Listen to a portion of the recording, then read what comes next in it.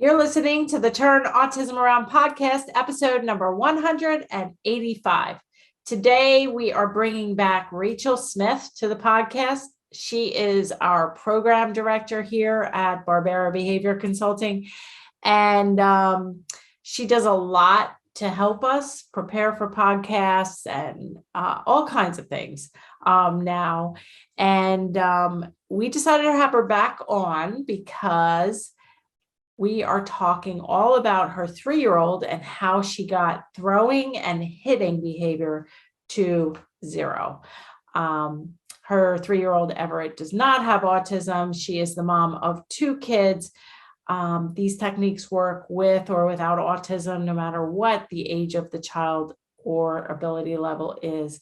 So Rachel and I go blow by blow what happened at my house several weeks ago, and what I recommended to stop throwing and hitting, what she did, and the whole process. It's a rare opportunity to peek behind the curtain and see how you might be able to help your child or clients and get their major problem behaviors at or near 0. Let's get to this great episode with Rachel Smith.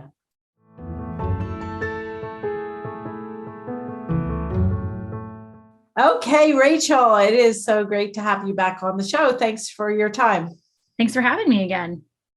Yeah, so Rachel, you were on podcast number 144, so 40-ish episodes ago. And at the time of that broadcast, we had done the recording in my video studio at my house. You were very pregnant with your second son, Ronan. Wow. So Everett is now a little over 3 and Ronan is 9 months. Almost 9 months. Yep. Almost 9 months. Okay. So I know in your previous episode, you talked about your fall into the autism world being a special education teacher. Why don't you tell our listeners how you fell into the world of autism through my house and working with Lucas? Yeah, I'd love to. So when I was about 14, I was volunteering at a special needs camp, Aaron's Acres, and you were there with Lucas, and I got to work with Lucas at camp, and then you were looking for some help.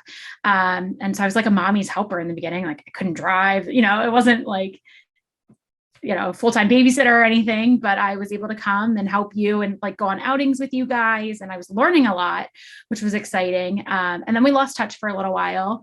And then fast forward about 10 years, I was looking for something on the side. I was teaching. My now husband was working a lot. So I was just looking for something to do with my time and stumbled across each other on care.com. And I was really excited when you reached out. And then I've been working with Luke the last 7-8 years again, which has been really fun. And then as my family has expanded, this position as program director opened up, and I was able to move into that role, but still get to see Luke, which is fun. So, yeah. So you're my only full-time employee at this point for my very small company, but we're growing and it's exciting. So one tip there is care.com.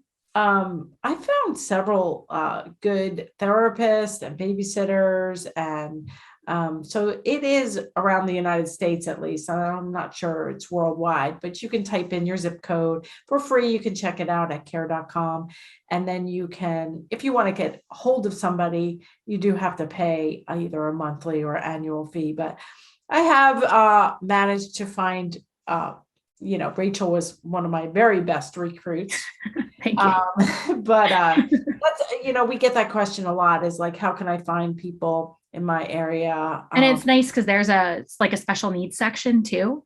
And I know, like, as a former teacher, a lot of teachers are on the platform, especially looking for like summer jobs and things like that. So it's a great way to find some help in the summer when kiddos are home full time. Yeah, and you can even find like tutoring services, and you can find elderly care services if you have parents who are elderly. I think they may have even expanded to pet care. But anyway, we're back to the subject today. And this is all about how to get rid of, not just reduce, but to get problem behaviors to 0 or near zero levels. And specifically, we're going to talk about throwing items and hitting. And Rachel, like I said, has Everett, who is 3 years old now. And shortly after he turned 3, she brought him to my house to actually do some videos and take some pictures with me. She brought him twice, back to back. And, since my home wasn't really all that familiar with him, I mean, he's been here a few times, but it was months ago before COVID hit, and he was a lot younger then. So, like 3-year-olds in a strange place is a little treacherous at times, and then we have the additional pressure of, we want to take pictures, it's different. And then his mom is taking the pictures, and then the mom is working for me and I'm in the pictures, so all of these dynamics, which of course a 3-year-old's not going to know all of this. But when she brought him a few months ago, back to back, maybe a couple weeks apart, he had some throwing behavior, some hitting, a little bit of hitting. I mean, nothing extremely dangerous. And so we wanted to talk about that because Rachel was, even with her special education background, her background with Lucas, her background as a program director, she knows not to use bribes, not to use punishment. But it gets tricky when you're in the moment, when you have a child that's throwing or hitting. And I have always said, I've done lots of podcasts and video blogs on the fact that we need to spend 95% of our time preventing problem behavior. And I don't really get into what to do when we actually have problem behavior because it really varies. And I don't want to tell people to do something that's even more dangerous. Like if you do this, the child may escalate. It may get worse. But before our very eyes, Everett had some problem behaviors, and neither one of us reacted great to them. And by the point when Rachel left, she was almost in tears and asking me, like, what should I do? So while she was on her way home, I drafted an email and kind of was the Monday morning quarterback to help her solve this issue of throwing and hitting. And fast forward now, hitting and throwing is gone. It's zero. So let's back up. Yep. And describe what happened. It really, our second visit is really when we saw throwing a few times and a couple of hits. So in your, from your memory as a mom, what happened? So, we wanted him to do what we wanted him to do, and he didn't want to. And, so he was getting up from the table. He was throwing materials from the table, like swiping them off. When I wanted him to then I was forcing him, like, pick it up, and not really using my great strategies in the moment. And, then he picked it up and then he threw it. And then when I was trying to help him pick it up again, I got close. He swatted at me. I'm sweating at this point. So then I'm like, if you're not going to be nice, then we have to leave. If you're not going to listen, we have to go home. We can't stay and play. Those are threats. If Yep. you're not going to be nice, we have to leave. We're going to go home. You're not going to get the ice cream I promised. And you also use some bribes. Come on, we just have to do these couple things, and then we're going to go for the ice cream. So whenever we're reminding kids of reinforcement in the moment as they're having problem behavior, that's a bribe. Mm-hmm. And that's going to lead to more problem behavior because we're pulling out good things. We're reminding them of reinforcement. So, and it's, I was no banner BCBA either, but I was like, I don't want to really interfere here. He's not a client. You were also trying to reason with him and trying to get down at his level and being very kind and being, no, thank you. We don't do that. Say you're sorry.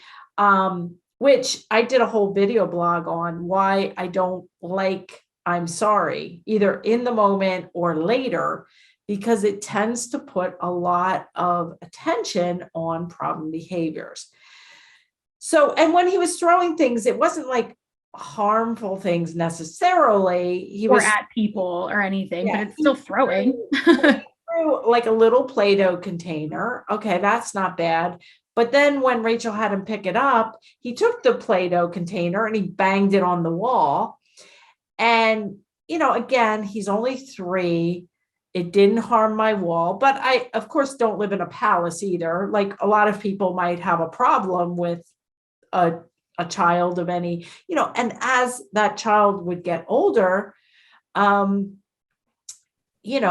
damage could be worse. And then when Rachel eventually took him to the car, she actually was carrying him.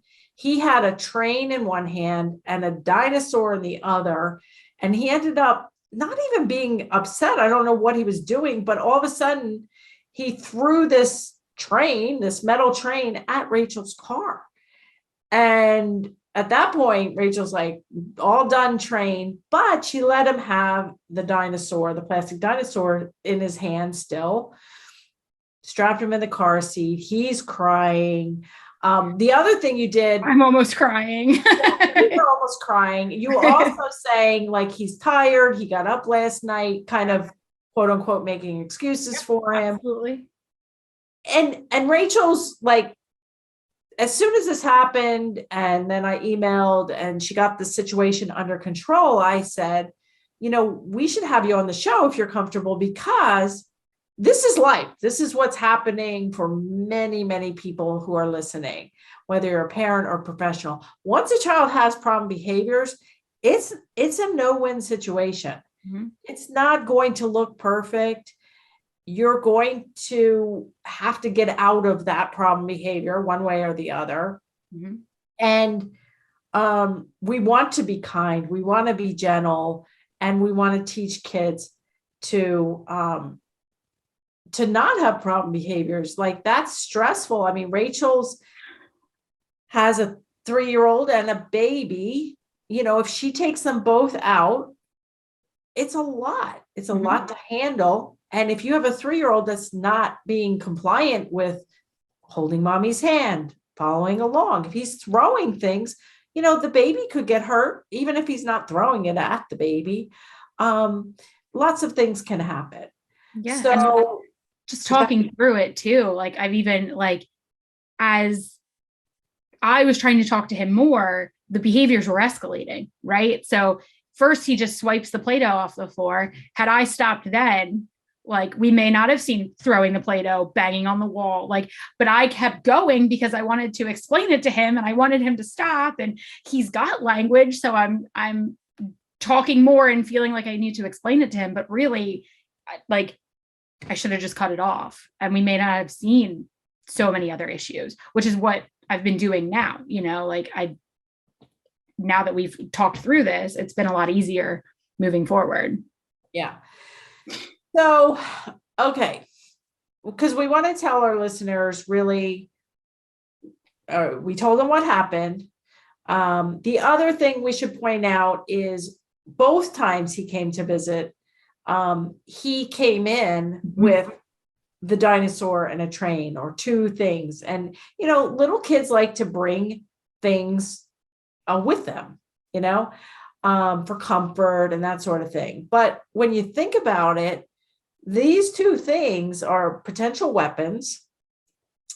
If we're trying to get him to do the shoebox program, or we're trying to get him to learn to eat with utensils, or we're trying to get him to play nicely with his cousins, these 2 things are also, he has control of them. So in order for him to do anything with his hands, we've got to get those items out of his hands. So that's a problem too. Mm-hmm. And one of the things while we were standing by the car after he threw the train, is that you said he never does this at daycare. Mm-hmm. Because they have rules, and probably one of those rules is kids don't bring in their own stuff to hoard, because for sanitary reasons, for sharing reasons, for getting lost reasons, those things remain in the backpack or at home. So those sorts of things were also an issue. Yep. So, okay. So now we know what happened. And then the email, which we just actually pulled up, and we're going to put the email that I sent Rachel in the show notes. So you can go to marybarbera.com/185 to actually read the email that I sent. And Everett, we should point out, Everett does not have autism. He had a speech delay. Rachel did the MChat, which I also did a video blog on many times. He always scored 0, for autism signs, but he has had, some problem behaviors, very normal. He has had a speech delay. He did in the last episode when you were on, he had some aversion to brushing his teeth all of a sudden after you didn't put him to bed. And so it got unimpaired. He also, you've been helping me post on TikTok and Instagram. He gets overly excited. It looks like stimming behavior. Like we want to make everybody out there understand these techniques aren't for kids just with autism. They're not for toddlers who are completely mute. They're not only for toddlers who talk, who understand. All of these things can be done in a child-friendly, positive way. But when we have problem behaviors, we can't continue reinforcing that. I mean, his behavior is telling me it's not happening at school. It's only happening for mom, that mom is reinforcing it. So whenever you see a problem behavior, someone or something, it is being reinforced. So how do you think you were reinforcing that? And it was just you, or was it his dad? And mainly me. Occasionally he would throw when dad was home, but mainly me. And I think it's because I want to be overly positive with him. And I think that's great parenting when you can be positive, but I was always trying to be positive. And sometimes you do have to be a little more firm, where dad's not afraid to be a little more firm. I think trying to have the conversation and talk him through it in that moment, or even after, was giving it a lot of attention, and then continuing to see those things because, there is a new baby. I am nursing. So there is time being taken away from him to attend to Ronan. And if he's having problem behaviors and I have to address those, then he's getting all of mom's attention right then and there. So I definitely know that I was reinforcing, and not on purpose, and not my fault. And I think that that's important. I think one of the first lines in your email was like, "You're a great mom." And like, I needed to hear that first. And I think that as moms, we feel so much pressure and guilt and all of those things anyway, that like, it's okay to remember that like, you're still a great mom, even if things didn't go well, or you're still a great professional, even if there was a problem. So I appreciated that. Yeah. And when you're making these in the moment decisions, some of them are going to be great and some of them are going to be a little off. And don't beat yourself up, because you can always, tomorrow's a new day, clear the slate, and you can get rid of the problem behaviors. And even like in that moment at your house, right? Like the self-talk I was having within my head is like, Harry's watching you, you're telling other people what they should be doing and you're not even doing it right. Like, look at your kid right now. And it's like, I have all these things swirling in my head as I'm also trying to address my toddler who's having a problem. So I think sometimes, it's not going to be perfect, but then stepping back and looking at the situation and how to address it and what I could have done differently, that's only great parenting, right? And being a great professional is taking those step back and looking at the situation and how you can do it differently next time. Yeah, definitely.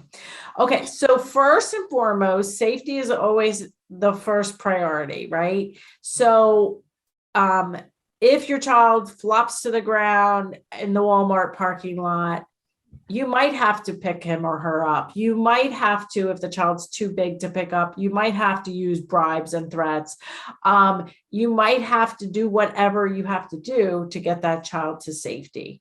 And so everything we say here isn't advice. It's informational purposes only. And we really are thankful to Rachel for coming on and being brave and kind of allowing us to kind of look into. I wish we would have had a videographer here, right at that video moment. the whole thing. But a lot of times when those sorts of things happen, when a child starts having problem behaviors, the video stops. And I'm not saying that's a bad thing, but we do need to review what happened, at least in our head, at least kind of in writing, to make sure, if you don't know what the function was, if you don't know what you did wrong, we've got to figure it out, because these things aren't just going to naturally go away. They're being reinforced. They're going to continue. And you said to me, either in person or over email, that this throwing behavior was happening on a daily basis. Mm-hmm. Oh yeah, it was happening a lot. And I know I was reinforcing it by giving him so much attention. And we'll talk about what we did to fix that. But I also think it's important too. Like, I think when we, as parents, think of like the word threats, like we're threatening, like that doesn't have to be like, oh, I'm, putting you on timeout, or, I'm going to hit you, or like those kind of things. Like, I think sometimes we're like, well, I'm not doing that. But if I'm not following through on whatever it is I'm saying, then it is a threat. And he's learning that. So, and we don't want kids to respond to threats, even if they work. We want to be positive. But at the same time, I use the analogy, we want to be the spoiling grandma when everything's going well. But when we have problem behaviors, we can't keep being the spoiling grandma. We have to be firmer, be not screaming, be gentle, but stop the reinforcement. Stop the talking to the child, stop the placing additional demands. We have a whole course called No More Timeout, which is a very low price offer. You can find out all the details at nomoretimeout.com. We'll put it in the show notes as well. But, even putting kids in timeout, and then they get into more trouble and they get more attention for that. And it's just a very vicious cycle. So in the email, I said a couple of things. I said, first of all, when you go places, like to my house or to your cousins or to the grocery store or wherever you go, I think it would be best if Everett and 2-year-olds would not be carrying things with them. Because if he's carrying things and Rachel has her baby, and then his hands are busy, so he might not be able to hold hands for safety. He may throw things if he gets mad. So in general, I would say one rule of thumb is when you're going places, try to leave those items either in the car, in the diaper bag. You be in control of the items that could potentially become a problem. Yeah, we've been leaving things in his cup holders. So he knows, like, when we get out of the car, they go in his cup holders and we're good. So that's been helpful. Awesome. And then if throwing or hitting, we're going to mostly talk about throwing, but the same rules apply for hitting or throwing or kicking or flopping to the ground. Like, we have to be consistent. And not only Rachel needs to do these things, but her husband needs to do these things, the babysitter, if he's being watched by anybody, everybody needs to be on the same playbook, because kids are really smart.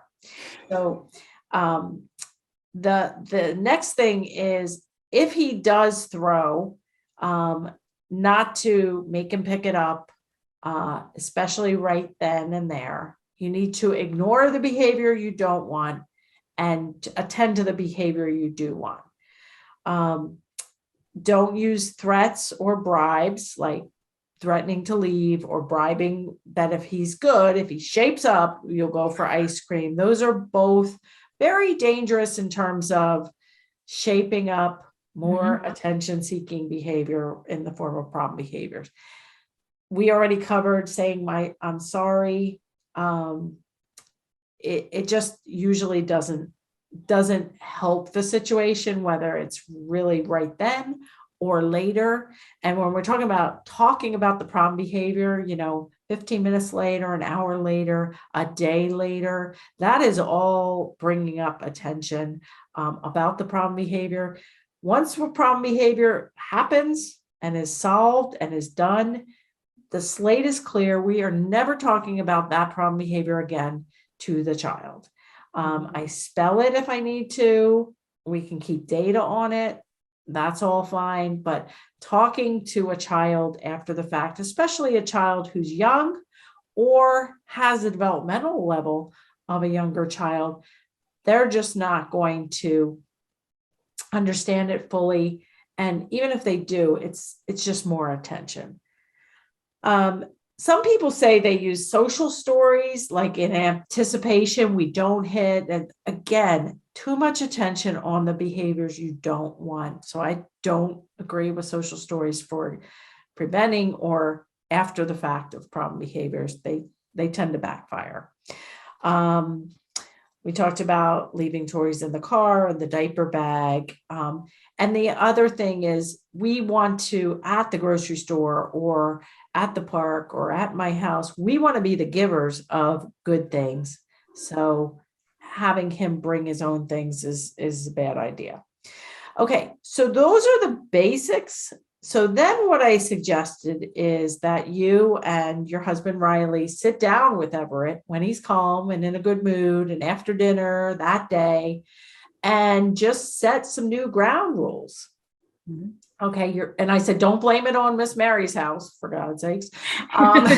So sit him down and so what, tell our. So we did. Riley and I had a brief conversation about, what that would look like. So we were on the same page going into it. And, we just sat him down and we said, hey, buddy, like you're a big boy, you're 3, and we can't throw our toys and we can't hit people like that. We just can't do that anymore. So we're going to have some new rules, and this is what they're going to look like. And then we said, if you throw something, mommy and daddy are going to help remind you that that's not a good idea. And we're going to have to take everything that's in your hands at that time. And he kind of looked at me. He was like, okay. And then I said, and we're not going to talk to you until you calm down. So once you calm down, then you can have your things back, but not when we're upset. And he was just like, okay. And then I said, and we're only going to be allowed to throw balls outside. That's a big new rule. Cause Riley and I both, like, we were on the same page mainly, but like, sometimes we'd be like, oh, well, it was just like a little thing, or, that was just like a soft ball that he threw inside or whatever, like it wasn't clear for him either. So, we all 3 of us are on the same page. And when the sitter came, she's on the same page, that this is what that looks like. We only throw balls outside. We don't throw anything inside. And if we do, anything that's in his hands gets taken. So we had the chance to. You warned him that you were going to take everything out of his hands gently. We're not grabbing it. And it's pretty easy, especially if you have a 3-year-old, to slide the dinosaur out of his hands after he threw the train. Like, you might as well get everything out of his hands and then let him calm down. Yep. So we would. Calming down. There's no talking to him. There's no rubbing his back or hugging him. And well, you're like, well, that sounds cruel. That doesn't sound very child friendly. But you know what? It only takes a couple seconds or a couple minutes max till a child realizes, wow, they're serious. And I said to Rachel, like, you can even use, and I don't know if I have a blog on this or anything, but it's the talk amongst yourself procedure, where if Rachel and Riley are in the room, he gets his stuff taken out. Everett might be crying, and Rachel and Riley could just be having a discussion about something else. Well, yeah, work was a little tough today, blah, blah, blah. As soon as Everett gets quiet, And then so it was like, I want juice. Oh, you want juice? Okay, let's get some juice. Okay, can you calm down? You can use the shush and give. Shh. Okay, say it like this. Mommy, can I have some juice? Mommy, can I have some juice? Sure, buddy. Let's go get some juice. The slate is wiped clean. You are back to your positive energy. You're spoiling grandma. And so that's what you explained to him. And then how the opportunity to practice that evening. That evening. So he was throwing, I think you said about 3 times a day on average. Just on average. Collection. You don't need a strict baseline on it. And so that night he forgot. And when you told him the rules, you said, you're probably going to forget. We're going to help you. We're going to remind you. And so how did that go? So he threw something, I think it was probably a dinosaur. And I picked that one up and took the one that was in his hand. And I literally just kind of turned around and started talking to my husband. That was a good dinner, whatever. He's crying because now I've taken what he wanted. And I've taken your attention, which you're used to getting for throwing, which is really powerful. So now I've taken that. I think he cried for 30 seconds and then he came over and he tugged on my shirt and he was just like, Mommy, I want my dinosaur. And I was like, I turned around and I was like, hey buddy, like, I'm glad to see you smiling. Cause at that point, like when I turned around, he like smiled at me and I was glad to see you smiling. And I was like, what do you want? He was like, I want my dinosaur. And I was like, okay, like, here's your dinosaur. And then we just didn't talk about it. And then it was like pretty close to bedtime. So there wasn't any problems that night. And then the next day, I think he, we had a good morning. And then like right before nap, as he was getting tired, it happened again. And I took the things and I turned away. And now at that point, my husband's at work. So I just kind of scrolled my phone or looked like I was scrolling my phone again, taking my attention away from him. And I think he cried like 20 seconds, and he was like, I know what I need to do. So he came over and he was like, hi, Mommy. And I was like, hey, buddy, and he's happy. And he was like, I'd like my dinosaur, please. Okay, here's your dinosaur. He's happy, whatever. So that worked. And we really, I think like had like 2 or 3 more times where he threw and we needed to do that before, he would then like think about it. And like, I'm gonna throw, and then he would stop and he'd like take a deep breath and do his thing. Even to the point where we were at the beach with family and he has cousins around the same age and they were throwing sand. And even though we were outside, sand isn't something we throw. So he picked up a handful and he looked at me and he was like, Mommy, can I throw the sand? And I was like, I don't think that's a good idea, buddy. Like, let's put it down. So then he put the sand down and it was totally fine. But we even thought about it beforehand, like, even though they're doing that, I know I'm not supposed to. So I was like, all right, like we got this. So it was definitely. And you had commented, I mean, that's really good to like go from 3 times a day to like 0 or near 0 levels. And you commented to me, like, he's so much easier to deal with and so much easier. Yeah. And like, even like putting the things in the car seat before we get out of the car, like now I don't have to keep track of which dinosaur did we bring or which whatever did we bring and not lose it. But like because I'm thinking about things ahead of time and setting things up better and reinforcing things as I need to, it's just so much easier. Like I took him and his brother and our niece, who's 5, so a 5, 3 and a baby, and went to the like little kid theme park by myself and was totally confident. And it was fine because I knew that he had been listening, that we don't have the opportunity to throw things and what I needed to do to set him up to be successful. So definitely feel better. Yeah. And it doesn't matter. Like if you're listening and you're like, yeah, my child's 2 or my child's 5 and has autism and doesn't speak and won't understand all that, you could still use these same techniques. You can still have rules. Even if you don't explain the rules, you could still have rules that you were going to put the dinosaur in the train in the cups. You might have to add some more reinforcement to get out of the car without the stuff. You can still take away the things if there's throwing. You can still talk amongst yourself or scroll on your phone until you get calm, which may be a few seconds, it may be a few minutes. But as long as you stay with the child and they're safe, you don't want it to escalate on top of that. And obviously, if you've got severe problem behaviors, you're probably going to need a behavior analyst to be right there to coach you. I mean, this is Rachel. She's well-trained. She's a special ed teacher. She's got lots of years of experience, but it also shows you that it can be turned around pretty quickly and pretty effectively with some of these proven techniques. So anything else you can think of? I think that was pretty much. I think that pretty much covers it. I know that I was getting trapped in that cycle of, he has language, I need to explain it to him. And that's one of those things that Kelsey and I had even talked about, was like, sometimes it almost feels harder, but it doesn't have to be.